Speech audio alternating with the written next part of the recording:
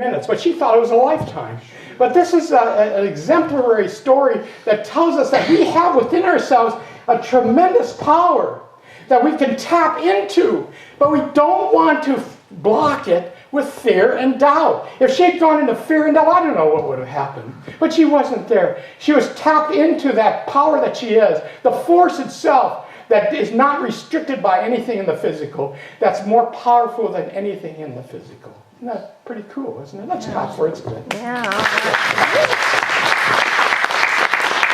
So we're here now to look at our completion. And so this month is about the how-tos. I like the how-tos. How do I get there? How do I get to that place where I can do that if I'm up against it and I'm in a lower consciousness? How do I get there? Well, there are three things. I came up with three ideas that I use personally. And I think the first idea, and we've talked about it before, is that we're here to experience all of this stuff. We're here to be upset once in a while over what's going on. We're here to push us into evolution. Push us in the fact that if I don't figure it out, I'm going to have a problem. I'm going to be eating more, drinking more. I'm going to do all these things I shouldn't be doing. I'm going to have more accidents. I'm going to have all these things happen to me. So I've got to get off that stool of limitation. I got to get off of that, and I go ahead and figure it all out. And so the best thing to do is to realize that everything that we're experiencing, everything is for our benefit. And that's hard to do. I wouldn't get into a debate with some of my ministry friends, because then they'll point out a bunch of stuff, like my dog got run over, why would that be good for you, that kind of stuff. But we don't need to go there. We need to go to a higher level of consciousness and say that we're eternal beings. And if my dog got run over, I'm going to see that dog later on, because it's a spiritual being as all. It's just recycling itself. But I don't want to get there, because I get emotional when I talk about our tough dogs, because I love them. But anyway, the thing is this, that we need to transcend this idea in some way. And the only way we can do it is accept the day. Accept this moment now. And everything that the universe has to offer me, I accept it, and it's good for me. Because it's going to help me. It's going to push me to my evolution. It's going to push me to raise up to a higher level of consciousness. And I accept it as my greater good. Can we do that? Yes. If we can do that even with the worst things that happen to us. If I can say, and Jenny said it a couple weeks ago, and I loved what she said. She said, we got to get out of the consciousness. Why is this happening to me? And she said, why is this happening to me? No.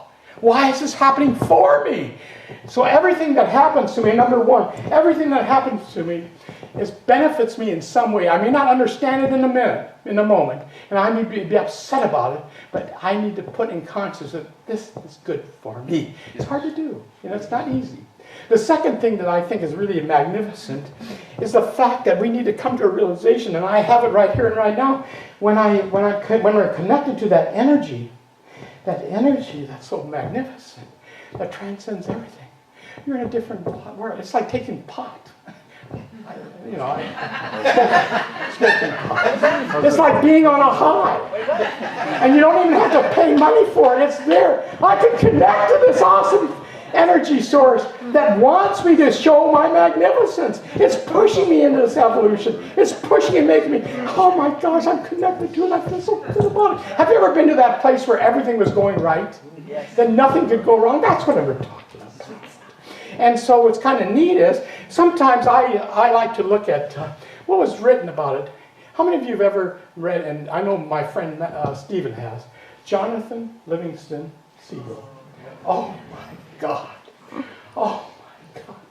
And it's about a seagull.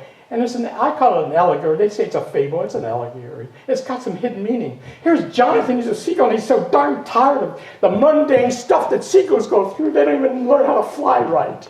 And it's stupid. It's done. I'm better than this. I'm better than this. I can fly better. I can do higher things. And so Jonathan decided, heck, I'm going to go out there and I'm going to do these different buzzing around. I'm going to learn how to fly better. And he did that. And then as he was trying and he was working hard to do it, he literally kicked off the flock. They were upset because he wasn't conforming to the old rules. And so they ostracized him. He's no longer a part of them. So he's out there. And then as he continued in the spirituality that he did, two very spiritual seagulls approached him and said, Seagull, Jonathan, you've done well, but you can do even better. Keep working harder. You can do better. And then finally he decided, and this is the key for all of us, he decided to go back to the flock, and he forgave them for the way they treated him, and then he started teaching the flock how to reach this higher level of consciousness. Isn't that cool? So if you haven't read Jonathan, read it. It came out in 1970. It sold millions of copies. It became a bestseller, and it's really changing some lives, if you can say, that's a pretty cool way to learn spirituality. Isn't that neat? That's good. So that's number 2. Number 2 is knowing that we have this energy source that really in some way magnifies what we're doing and brings the light in and makes everything seem so cool because I'm connected to this. And the third one is really important too, I believe. And we need to start looking at science itself sometimes.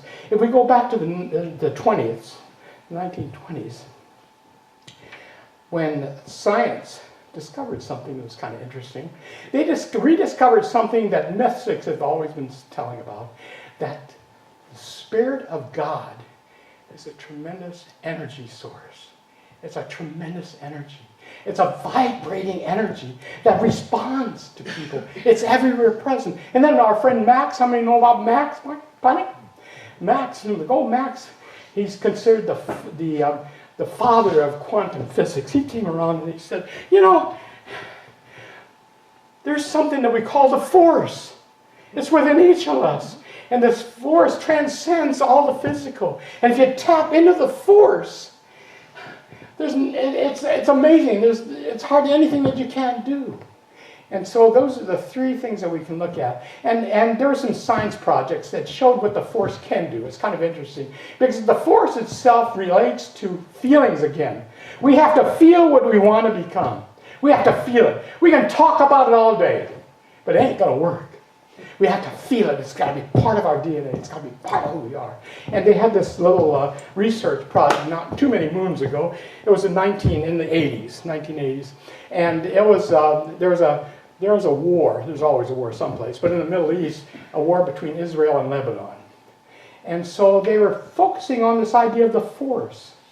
And so what they did, and it was the International Peace Project, they called it, 1980s, International Peace Project. They said, let's go ahead and we'll take what old Max is telling us and let's send some people out there into the 2 countries. Let's send them out there and let them not talk peace or pray peace. Let them feel how it is in peace. Let them feel peace. And what did they do? They went out there and did it for a large period of time. And what happened? It was amazing. It was part of the research project. The terrorism dropped to nothing during their time. Dropped to 0. Even in the cities, the people going to the emergency wards dropped. There are fewer people getting into accidents. The whole thing changed. Our friend Joanne Burgess participated in a TM project in LA many years ago, and they did the same thing. They picked out this most devastating area in LA, a high crime area, and they brought somewhere in the neighborhood of 500 TM people to go there and feel peace. Feel peace. What does it feel like? And then they researched the results. And during that period of time, all the criminal behavior went down. So we know that there's this power that's available to us. We just need to be aware of it. We need to consciously create the consciousness that I can be complete. But I'm not complete until I bring all those parts that define who Angelo is into the situation right here and right now. And I'm going to close. Yeah, I'm going to close. I don't want to go to a 9th insight or the 10th insight. But I'm going to close with a little, it's a Zen story. It has to do with a man named Yaktu Su. This man was known. He was famous in the kingdom for being very powerful. He was considered the most powerful individual in the kingdom. There was nothing that he couldn't achieve. Everything he tried worked out. He was very prosperous, and he was the epitome of success. And the king of Chao decided, I'm going to go visit this guy to find out what makes him tick. So he goes and visits this guy. And the guy said, he says, are you coming up too? Yes, I am. But he was shocked. My God, here's a skinny weakling, skinny little small weakling. And the king said, my God, you're the strongest person in the world, in my kingdom, and you have this reputation of being so awesome and achieving all this stuff. How strong are you? He said, well, I'm very strong, he says. I can actually break the worst of an insect, a spring insect. A worst is that part of the insect that makes us, that either stings us or whatever. I can break the worst of a spring insect. And he says, I can pull off the wings of an autumn butterfly. And the king said, my God, this guy's a phony. He said, well, the king says, I can rip up the hide of a rhinoceros.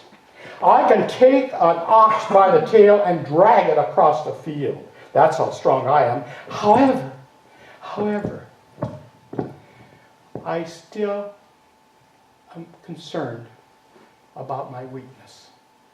And that's why I'm here. I need to know more about your strength. And he says, what in your fame causes you to be strong?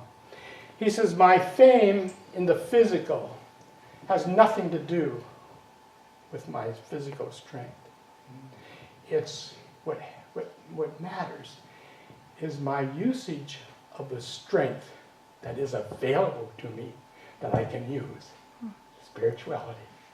And he said, this is what makes me complete. This is who I am. And for all of us this month, that is what makes us complete. That is who we are. And that is the energy that tells us that we are magnificent creative beings. And that's the consciousness we have today. And say with me loud and clear, we're done. And so it is. Thank you.